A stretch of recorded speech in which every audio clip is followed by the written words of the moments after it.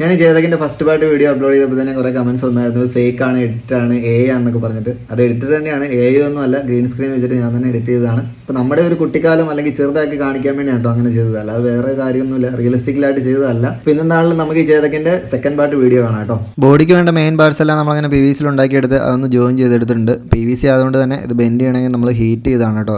കുറച്ച് extra pieces നമ്മൾ അതുപോലെ ഒട്ടിച്ചിട്ടുണ്ട്. അത്യാവശ്യം നല്ല സ്ട്രോങ് ആണ്, താഴെ ഇട്ടാവുന്നൊന്നും പറ്റത്തില്ല. അപ്പോൾ ഇനിയിപ്പോൾ നമുക്ക് വേണ്ടത് ഫ്രണ്ടിലെ ഈ ഒരു പാർട്ടാണ് കേട്ടോ. ഇത് ഒട്ടിക്കുന്നതിന് മുമ്പ് ഞാൻ നിങ്ങളെ വേറെ കാര്യം കാണിച്ചു തരാം. ഇതിന്റെ നടുക്കോട് നമ്മൾ കുറച്ച് സ്പേസ് ഉണ്ടാക്കി എടുത്തിട്ടുണ്ട്. ഇത് എന്തിനാന്ന് വെച്ച് കഴിഞ്ഞാൽ നമ്മുടെ വണ്ടിയുടെ വയറിംഗ് ചെയ്യാൻ വേണ്ടിയാണ്. ആക്സിലേറ്റർ ചെയ്യുമ്പോഴത്തേക്കിനും നമ്മുടെ ബാക്കിലെ വീല് അതനുസരിച്ച് നമ്മുടെ ആക്സിലേറ്ററിനനുസരിച്ച് കറങ്ങുന്ന ഒരു രീതിയിലാണ് ഞാൻ പ്ലാൻ ചെയ്യുന്നത്. അടുത്ത നമുക്ക് ചെയ്യേണ്ടത് ചേതക്കിൻ്റെ ഹൈലൈറ്റ് ആയിട്ടുള്ള സൈഡിലെ 2 കവറിങ് ആണ് കേട്ടോ. അതൊരു പ്രത്യേക ഷേപ്പിലുള്ളതാണ്. അതുകൊണ്ട് PVC അത് ഉണ്ടാക്കിയെടുക്കാന്ന് പറഞ്ഞാൽ കുറച്ച് പാടായിരുന്നു. പക്ഷേ അത്യാവശ്യം നമ്മൾ 1-2 പീസ് ഒട്ടിച്ച് കഴിഞ്ഞപ്പോഴത്തേക്കിനും അത് റെഡിയായി വന്നിട്ടുണ്ട്.